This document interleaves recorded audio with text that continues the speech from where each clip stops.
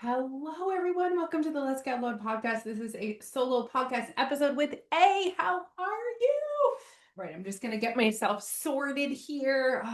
Take a deep breath, have a drink of my smoothie. I probably shouldn't have started my podcast before I finished my smoothie, but I was like, one, two, three, go. I actually just walked into the house and no one was here.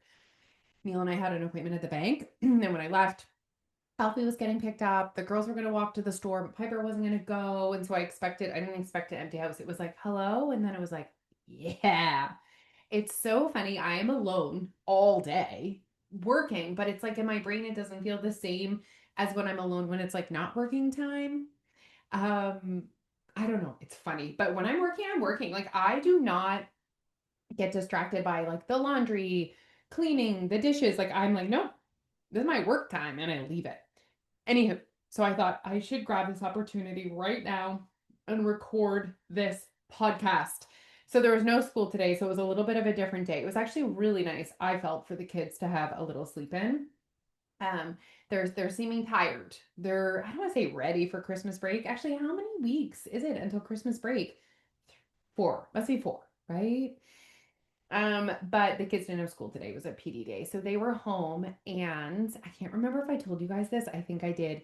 We're working at less screen time right now. So it was one of those things that wasn't a problem until it was a problem. And so last week I was like, okay, children, this is your amount of screen time. So use it well. And I won't name the kid, but one of the three children today didn't manage their screen time very well. And they were cranky because their screen time is up. And I was like, too bad, so sad. So, all this to say, today everyone was home.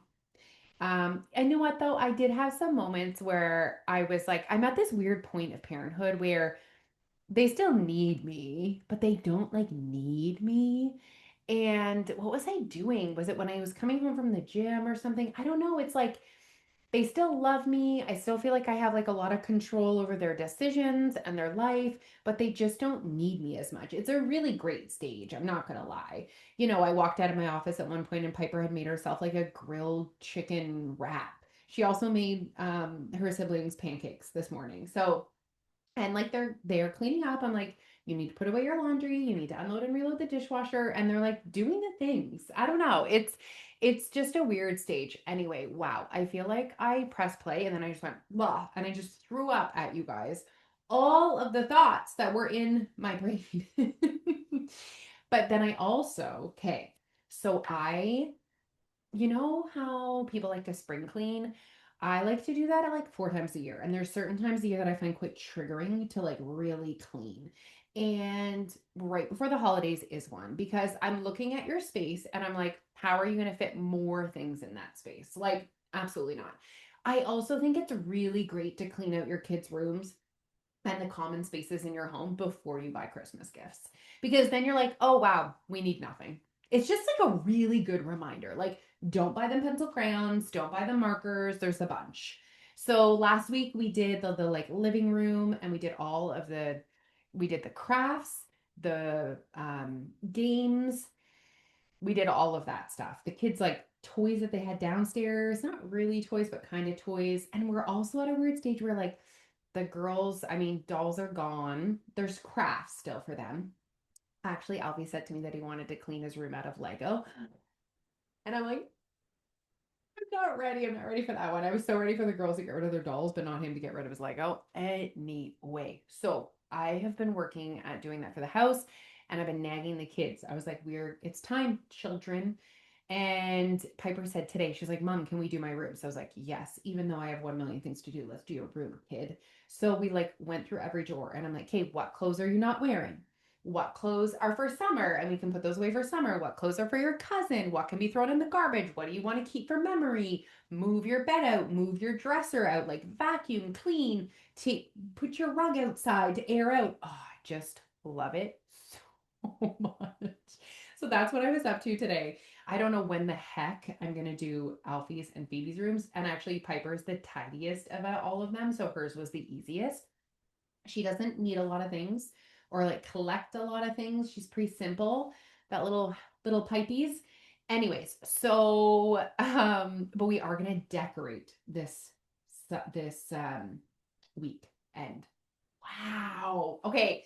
I'm just thinking of all the things I have to tell you guys. Okay, so my week was great, which usually I tell you guys how my week was. My week was great, but so I on the weekend, I think it was on the weekend, I was at the girls' basketball practice, and some of the girls were sick and they needed an extra player in order for the girls to like play 5-on-5. So I was like, oh, I'll do it. It just makes sense.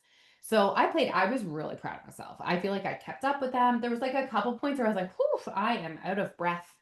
Basketball's an interesting sport. It's like spurts of like really intense, and then like you have like quick little breaks, and then like spurts. You have to be in pretty good shape. So I felt great, but then the next morning I woke up. Oh my gosh, just my whole body seizing up. The hamstrings were so tight, weird pain in my lower back, weird pain in my lower abs, but my Achilles was like swollen and so sore. And I was like, oh no, like worst case scenario, I snap my Achilles. Like, absolutely not. That can't happen.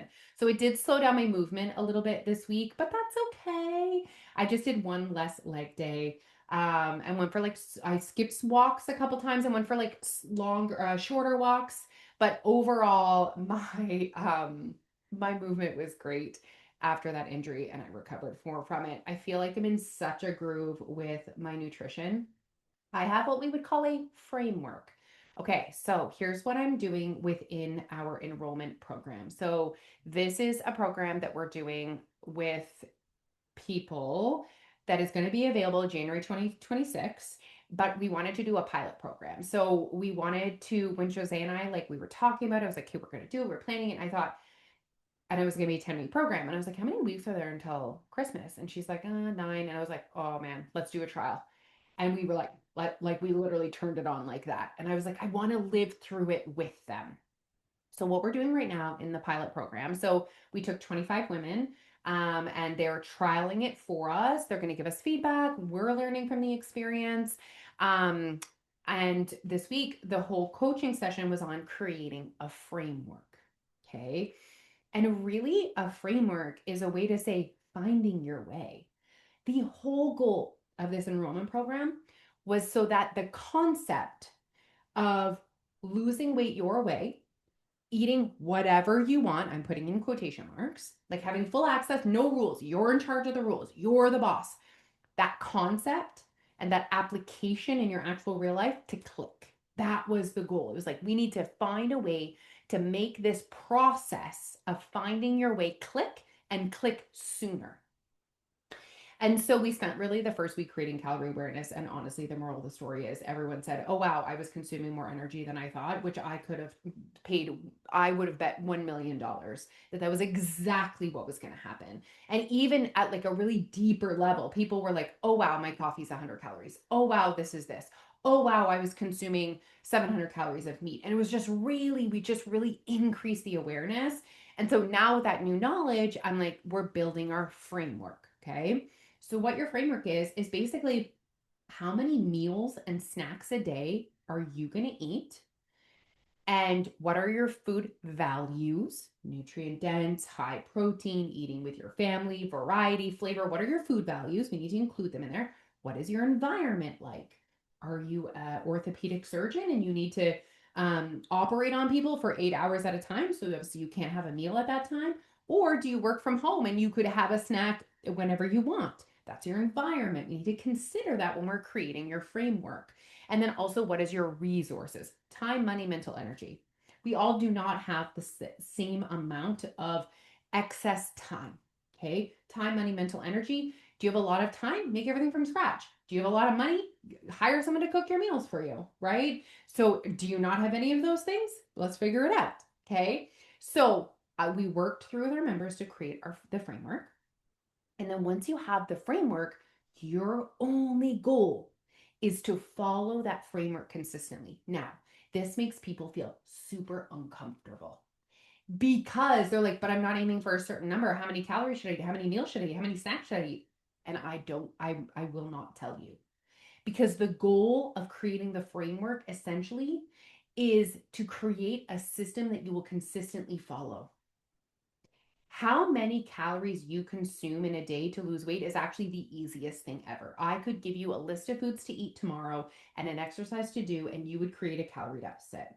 You would never stick with it. You would be miserable. You would be hungry, but I could do that. No problem. That's the weight loss part. That part's easy. Easy. Okay. That's the diet part. That's being on a diet. It's temporary, but it's easy. It's simple. Follow this, lose weight, done. Okay. What people don't think about is that it's not easy because it's not simple, because I won't follow it. And so the missing piece in this whole industry is people creating a framework that they will actually be consistent with. That's the hard part. And the only way for you to be consistent with it is built with the consideration of your values, your environment, and your resources. So we are working at creating a framework. Okay. Then once you follow the framework consistently, then we'll see if this framework is creating weight loss. So that's what I've been working at right now with the people in that enrollment program. And it's so good. Now, what made me think of this is I have my own framework and it's working so well. I feel so good. I have so much energy. I I just feel so good. I just feel so good. I feel strong. I feel capable. I just feel so good. And it doesn't require a lot of thought. And I basically consume 4 to 5 meals a day, about the same size. So they're almost like halfway between a snack and a meal, but they're all like a meal in the sense that they're all nutrient dense. They have carbs, protein, fat. I do focus on being protein centric, just because I'm weight training and because it's important for as we age and because it helps with satiated, helps keep you satiated, fuller for longer. Fun fact, also protein requires the most amount of energy to digest. So all of this to say, I'm crushing it over here. I am crushing it. And it's because I have a framework that I'm being consistent with. And that is exactly what I am teaching our members in our enrollment program to do. Now, I could show them my framework. That's what other influencers do. That's what other fitness people do. They're like, ooh, this works for me. Here you go. Go to the gym, do this, eat this, and eat this. And then why do people not follow it? There's no magic. Here's the thing. There's no magic in my framework. There's magic in my framework for me, though, because I'll follow it, because I'm consistent with it, because it feels easy, because it aligns with my values, my resources, and my environment. Okay. And so we're navigating that process right now with the people in the enrollment program, and it feels uncomfortable for sure. And I think they're like, oh, but is this enough? Will this work? And I'm like, beep, beep, beep, beep. Your goal is to create a framework you'll be consistent with. And then that's your only focus. And then you just put all of your energy into the consistency piece. And when you are consistent with that framework for a week and the scale doesn't go down, then we'll reassess. Then we'll have another conversation. But we want to put the cart before the horse. We're like, I'll only follow this if you can guarantee me that I'm going to lose weight. But that's not the right way. That's not the way that's going to work for you long term. And the best part about this process, teaching people how to create their own framework, is when their lives change, when they have a kid, when they get divorced, when they move, when they retire, when they get busy, when they get sick. They have gone through the process of creating their own framework. And so they can create a new framework that works for their new environment, their new resources, and their new goals. Okay? Wow. So all this to say, it's going so well. I'm enjoying it so much. And I'm really enjoying the just coaching to weight loss part. We actually talked a little bit about the scale today too, or this week's coaching session. It's coming up. It's actually going to come out on Sunday. If you are in our enrollment program, you're like, what is she talking about? It's coming. It drops on Sunday, every Sunday. What's really different about the enrollment program as well is there's one coaching session. If you've ever been a Your Way Weight Loss member before, we have a lot of coaching sessions. And I understand that could be really overwhelming and maybe distracting. And so a part of this program was like, we're doing this with them. We are focusing them on the tasks that we know are what they need to focus on in order to get the results they're looking for. And there should only be people in the enrollment program that want to lose weight. Now, pause. Everyone wants to lose weight. If I took a survey of 100 people, I said, would you like to lose 10 pounds? If I could give you this 10-pound weight loss card, would you take it? I think 99% of people would take it. So it can't be just, I want to lose weight. I want to do the actions required to change weight, to lose weight. I'm ready to make changes in my life.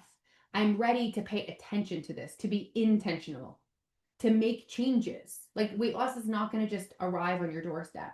Yes, you are going to have to give it intention and attention and make changes. So that's who this program is for. And I'm speaking to people like that's what you're here for. And in maybe a little bit of a harsh way. Like you're busy, don't care. You said that you wanted weight loss. Do you know what? I was listening to a business podcast and it was from someone that I admire so much and she's so successful. And she said she grew up in a household that everything was figure outable. And she said that's part, I think that's a huge piece of the reason why I've been successful. And I thought about that. And I always end up connecting the business podcast to weight loss. And it's the same thing. If you want to create a calorie deficit, no matter what is going on in your life, you figure it out. And I know sometimes people are like, oh, when I say something like that, I'm not saying that you should be creating weight loss no matter what is going on in your life. I didn't say that because we all have seasons of our life where it's just not, I don't want to say shouldn't be because you're in charge of that, but maybe it's not the right time to make it a priority. But if you said you wanted it, then we're going to make it a priority. We're going to figure it out. And do you know what happens when I get busy, when the kids are sick, when I figure it out because it's what I want. Okay. So that's what we're working on right now. So I did talk about the scale with him. Little scale pep talk. I actually felt like this was really good, a really good little tidbit. The scale isn't the problem. What you're making the scale mean is the problem. I don't know if you guys listening have scale drama. I for sure that's something I've had to work really hard at is my relationship with the scale and not attaching the scale to my worth. That's been an interesting journey for me, especially since I have really switched the focus of my journey in the last couple of years to just really overall wellness rather than weight loss, which was a hard shift for me actually. Just a part of your identity, just like, oh, I've been trying to lose weight for 20 years and now I'm not. I'm just trying to be well. Yes, yes, you are. And weight training, not necessarily seeing the scale go down. Anyways, it was just like an interesting journey. But all this to say, I've had years of experience of getting off and on the damn scale. Okay. And I just gave everyone a little pep talk about the scale. And I said, okay, here's the thing. Number one, we know the scale fluctuates, reminding you that the scale is not the reflection of your worth or the amount of fat you've gained and lost this week. It's actually a reflection of your weight. And your weight fluctuates. So, like retaining salt, haven't gone to the bathroom, dehydrated because you went out drinking the night before, eating a huge meal at night, that time of the month, stress, all the things could impact your weight on the scale, right? So, weight fluctuation is very, very normal. So, how do you know if you're making progress? Let's say these people in the enrollment program who are not counting calories, they're following their framework. How do they know their framework's working? The trend of the scale will go down. Okay. So I always say be consistent with something for 2 weeks. And if the trend of the scale is not going down, we reassess. It doesn't mean you're bad. It doesn't mean you failed. It doesn't mean you're destined to be obese. It just means that you're not creating calorie deficit with your changes. And that's okay. We're going to tweak and we're going to make more changes. So that's how you know if you're creating weight loss or fat loss is the trend of the scale is going to go down. Now, I just wanted to talk a little bit about the scale drama. So you get on the scale, you expected a loss and it's a gain. And then you're like, well, F you scale, the scale's the devil. I'm going to call the scale all these names. And then you're like, mine as well. And what you do is you go sabotage your efforts because you didn't get the results you were looking for on the scale. But unbeknownst to you, if you hadn't have done that, potentially the scale would have been down 2 pounds the next day. So I really challenged the people in that group. I said, I just ask one thing of you. You don't sabotage your own results, success, weight loss that you're looking for right now because of the number on the scale. If you only just made that change, that would be a significant change to many. And I also asked the flip. If you get on the scale and you get an unexpected result, now also, have you ever gotten an unexpected loss on the scale? Do you have the same dramatic reaction to the scale that you do when you have an unexpected gain? Of course you don't. You just get off quietly. You're like, oh, got away with that, right? You don't curse it. You don't question it. You're just like, ooh, okay, I'll take that. But when it's the other way, we make it this big deal, right? I also don't want you to sabotage yourself when you get on the scale and you get a loss. And you're like a defiant teenager. You're like, I'm going to test my boundary. And you get on the scale on the Saturday and you're down. So you're like, oh, I'm going to reward myself. I deserve this. And you eat all the things and the scale's all the way back up on Monday and then you restart again. So really encouraging people to not make decisions based on the number on the scale. That's not what we're about. That's not what we're here for. Yes, we are using it as a tool to tell us if we're creating a calorie deficit, but we're not making it more than it needs to be. So maybe, I don't know who needed to hear this today, but stop being so damn dramatic about the number on the scale. Oh, also, some people are like, I don't want to get on the scale. I don't want to see the number. Whether you get on the scale or not and see the number, you weigh that number. Like you're the same person. You look the same to your friends. You're still going to your job. You're still doing all the same things. Still have the same size butt, whether you know the number or not.